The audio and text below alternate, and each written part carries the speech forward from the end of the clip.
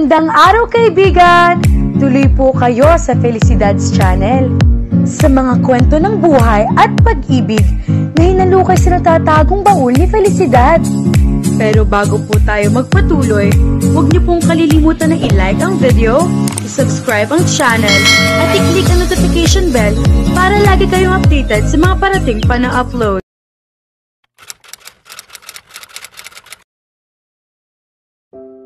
Tarlac. Narinig ni Rourke na bulalas ni Gaby sa kanyang tabi habang minamaneho niya ang kanyang four-wheel drive na sasakyan. Pupunta tayo sa Tarlac ng tayo lang. Nasisiraan ka na ba ng bait? Ang laki-laki ng Tarlac, saan natin hahanapin doon si Cassie? Nagbuntong hininga siya. Nagsisisi siya ngayon na pinayagan niya itong sumama. Inabot niya ang kanyang cellphone at tumawag siya sa kanyang papa gamit ang loudspeaker. Wala pang bagong ibinalita ang kanyang papa. Hindi pa rin daw tumatawag ang mga kidnappers para humingi ng ransom. Sa kabila ng presensya ng isang outsider sa kanyang tabi, tinawagan niya ang headquarters. Kailangan niya ng tulong. Lili sa tubig, anya ng code na nagsasabing may kasama siyang ibang tao at naririnig nito ang usapan nila. Bubuyog sa bulaklak, sagot naman ni Agent Bug mula sa kabila na nangangahulugang naunawaan nito ang kanyang sinabi. Natanggap namin ang feedback mula sa newspaper man. Ang ibig nitong sabihin ay ang kanyang papa. Nasaan ka? Papunta na ako sa Tarlac. Kailangan ko ng bagong account. Ibig sabihin, kailangan niya ng bagong impormasyon. Nakakuha kami ng bakas ng gulong ng isang pickup truck papunta sa Hilagang Kanluran. Nasa himpapawid si Hawk. Ibig sabihin, nasa field si Hawk para sa kanya. May maririnig tayong update sa loob ng ilang minuto. Nilunok niya ang kaba na nararamdaman. Kung ganon, ipagpapatuloy ko ang pagsunod mula sa warehouse papunta sa Hilagang Kanluran. Roger. Salamat, Bug, over and out. Ano, tanong ng nalilitong si Gaby nang matapos na ang tawag. Ano yon? Mula sa warehouse, magpapatuloy tayo ng biyahe patungo sa northwest direction. Naiintindihan ko ang bahaging iyon. Pero nag-uusap kayo in codes, nag-aakusang sabi nito. Hindi siya umimik. Isa ka bang secret agent, Rourke? Ano ang nagbigay sa'yo ng ideyang iyan, sabi niya sa amused na tinig. Hindi siya pinansin nito. Ibig bang sabihin, alam na ng pulis ang tungkol sa kidnapping? Hindi ba delikado yon? Pulis ang tinawagan ni tita noong unang malaman niyang nakidnap si Cassie. Pagkatapos ay lumapit siya kay Dad. Ilang oras nang dinukot si Cassie, Gaby, at wala pa rin tayong natatanggap na tawag mula sa mga kidnappers. Kailangan natin ang lahat ng tulong na makukuha natin. Pumikit ito, natitigilan. Oh my God, ang dami-dami namang makikidnap. Iyan ay isang bagay na hindi mo dapat ipagdasal para sa kahit sino. Tama, tense na sabi nito na parang nagigilty. Saka wala nang masabing ibinaling nito ang mga mata sa labas ng sasakyan at doon nag-aalalang tumanaw na lamang.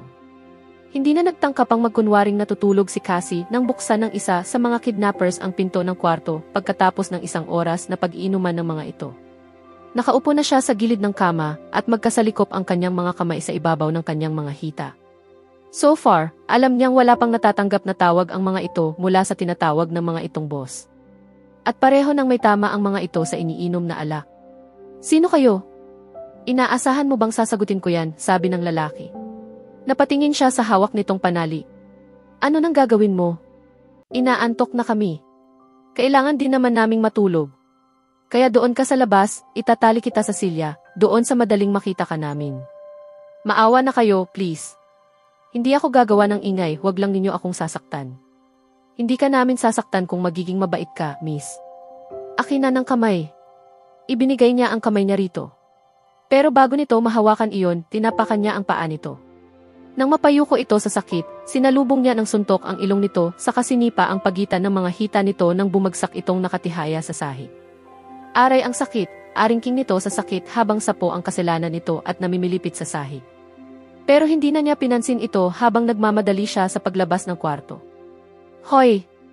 Ano nang nangyayari dyan? Tanong ng isang lalaki sa kung saang lugar sa kabilang gilid ng dingding. Palapit ang mga yabag na kanyang naririnig.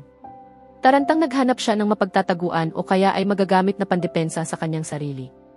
Nakita niya ang isang kahoy na upuan at isang sulok sa kanyang madaraanan. Kinuha niya ang silya at nagtago siya sa sulok, saka iniamba ang silya nang makaliko na ang isa pang kidnapper sa kanto ng dingding. Ubod lakas na ipinalo niya ang silya sa lalaki nang tumapat ito sa kanyang pinagtataguan. Nawasak ang silya sa ulo nito at bumagsak ito sa sahig, umuungol. Saka nawalan ito ng malay. Sandali siyang napatigil habang tutok niya ang bibig ng isang kamay at ang kanyang kumakabog na dibdib sa isa. Pinilit pa rin niyang magpakahinahon para maisip kung ano ang kanyang gagawin. Sa pinto ng kwarto kung saan siya ikinulong ay nalingunan niya ang isa pang lalaking nagpipilit lumabas. Nahagilap uli niya ang isang braso ng kahoy at ibinato niya iyon sa lalaki. Nahagip ito sa noo. Umuwal ito sa sakit habang tuluyang bumabagsak sa sahig kung saan nakatulog ito. Ang mga baril.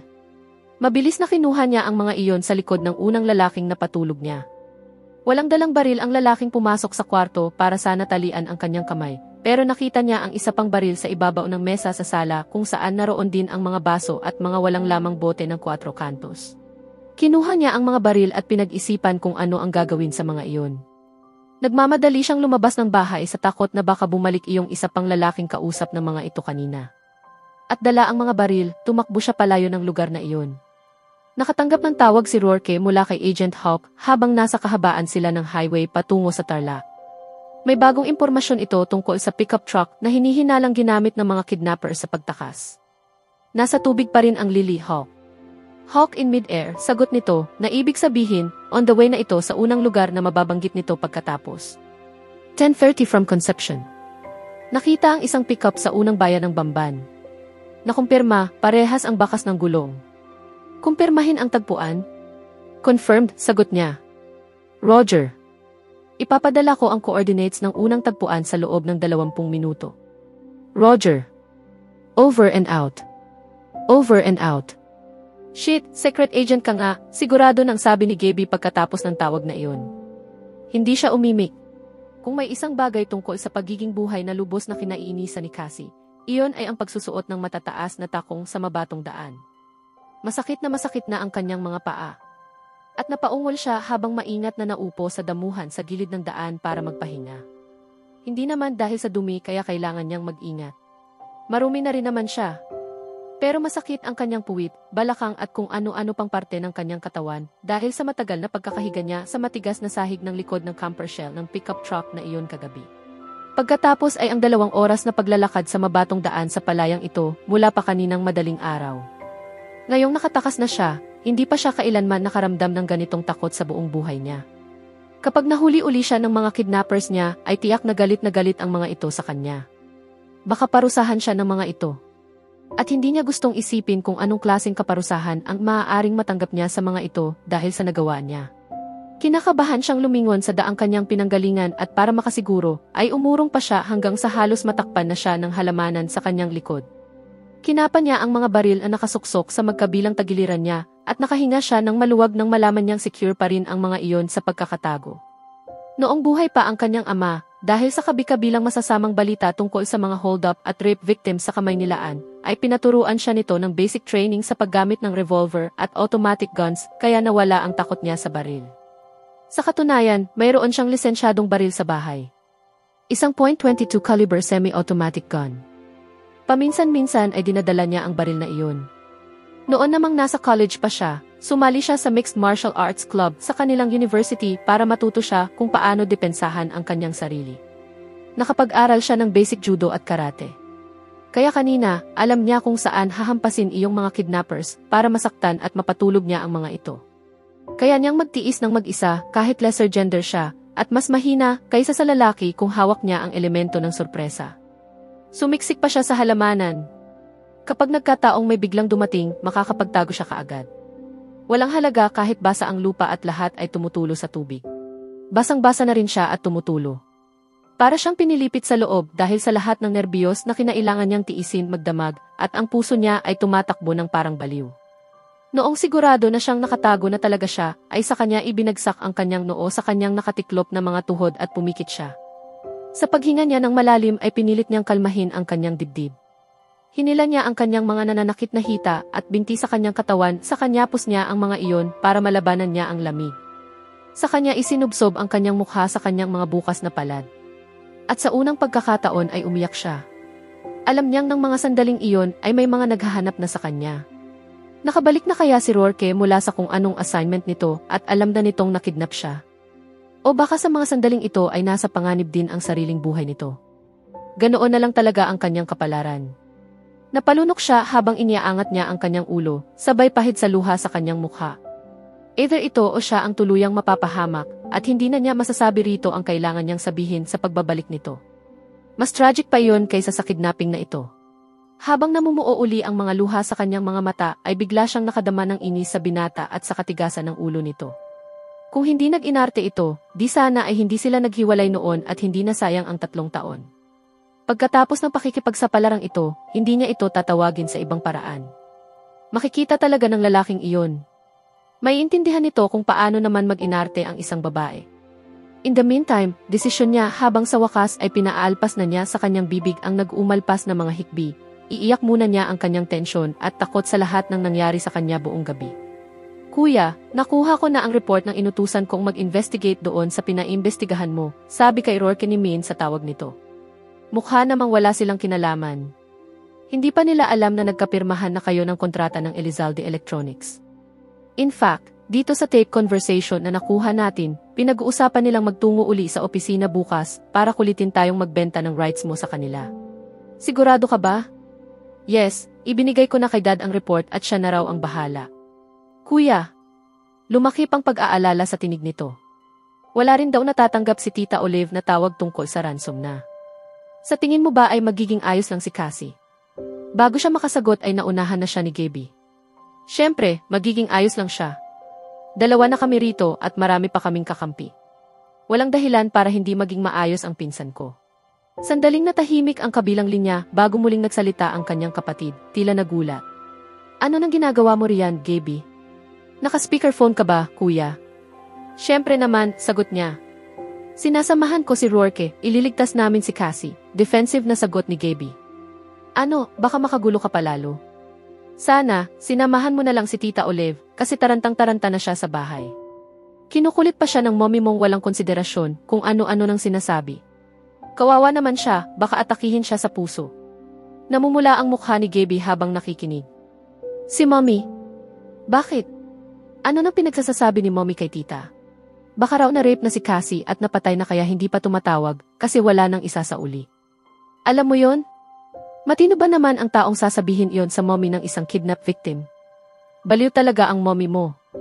Min, mommy ko iyon. Bakit nga ba hindi ako nagtataka? Sarkastikong sabi ng kanyang kapatid sa kabilang linya. Bago pa tuluyang mag-away ang dalawa sa telepono ay sumingit na siya. Min, umalis ka ng opisina at pumunta sa bahay ni Cassie. Samahan mo si tita. Papunta na kami ro ni Daddy, kuya. Hinihintay ko na si Daddy rito sa van. May kinukuha lang siya sa loob ng bahay. Good. Tatawagan kita mamaya. Okay. Natapos ang tawag. Pero tensyon ang iniwan yon sa kanyang dibdib. Sino nang nagpakidnap kay Cassie? Biglang tanong ni Gaby sa tanong na nasa kanyang isip. Wala akong alam na kaaway niya. Wala siyang inagrabyadong tao kahit kailan. Sino ang gagawa nito sa kanya? Naalala niya ang sinabi ng kanyang papa kaninang madaling araw habang kausap niya ito sa opisina ng ahensya. Isang taong may makikinabang kung mawawala siya. Tumingin ito sa kanya. Are you kidding? Siyempre, iisipin ng mga tao ang tungkol sa akin kung ganyan na ang tema. Ako ang next in line sa yaman ng mga Elizalde dahil wala pang asawa si Cassie at wala pa rin siyang anak. Sinulyapan niya ito. Sa galit na mukha nito, nakikita niyang tama ang kanyang unang sapantaha. Na walang kinalaman ito sa nangyari sa pinsan nito. Pero mas gugustuhin ko pang magutom kaysa saktan si Cassie pagpapatuloy nito. Parang ate ko na yon, mahal na mahal ako noon. Hindi ako papayag na masaktan yon. I know, Gaby, marahang sabi niya rito. Huminga ito ng malalim at inipon nito ang hangin sa dibdib nitong sa hula niya ay nagsisikip ng mga sandaling iyon. Kumurap-kurap ito na parang pinipigil ang pagluha. Hindi ko lang malubos maisip kung paano nangyari ang ganito sa pinsan ko. Bakit hindi na lang sa akin? Wala namang purpose ang buhay ko. Hay, naku. Walang ganyanan. Walang patutunguhan yan. Ilang sandaling tahimik lang ito habang nakatanaw sa harap. Malakas ang ulan at malabo ang visibility sa daan. Pero maliwanag na dahil umaga na at kakaunti lang ang sasakyan sa kalsada. Basta malampasan ito ni Cassie, I swear, gagawin ko na ang lahat ng ipagagawa niya sa akin. Lahat ng ipag-uutos niya, lahat ng kailangan kong gawin para matulungan siya sa kumpanya, gagawin ko. Magpapakatino na ako talaga. Okay, nag-aalin lang ang sabi niya. At ikaw? Kapag nakalampas na sa kalbaryong ito si Cassie, bigyan mo na siya ng panahon ng parte ng puso mo. 3 taong tinikis mo ang pinsan ko, nakakagulat na pag-atake nito sa kanya. Nagsisisi ka na siguro ngayon dahil nasa panganib siya, pero hindi niya alam na mahal mo siya. Napahugot siya ng hininga. Natumbok nito ang pinakamasakit sa kanya sa sitwasyong kinalalagyan nilang lahat ngayon. If something should happen to Cassie, hindi nito naranasang maramdaman kung gaano niya kamahal ito. Alam ko. Wag mo lang alam, gawin mo ang nararapat. Tayo na, bilisan na natin. Wala pa bang bagong balita sa mga kasama mo? Saan ba yung tagpuan? Hinihintay na tayo ni Cassie, sigurado ako roon. Alam niyang darating tayo. Sa tingin mo? Bumaling ito sa kanya at tumitig ng mataman. Alam ko. Napadiin ang tapak niya sa accelerator dahil sa sinabi nito. At bumilis ang takbo ng sasakyan patungo sa kanilang destinasyon. Mas lalong titindi ang tensyon mga ka-Felicidad habang patuloy na tinutugis ni Rourke at Gabby si Cassie, kasabay ng pagbagsak ng masamang panahon na maaaring makaharang sa kanilang misyon. Samantala, si Cassie naman ay patuloy na lalaban para sa kanyang kalayaan, ngunit isang hindi inaasahang panganib ang biglang lilitaw na maaaring magbago ng takbo ng kanyang kapalaran. Abangan natin ang susunod na kabanata.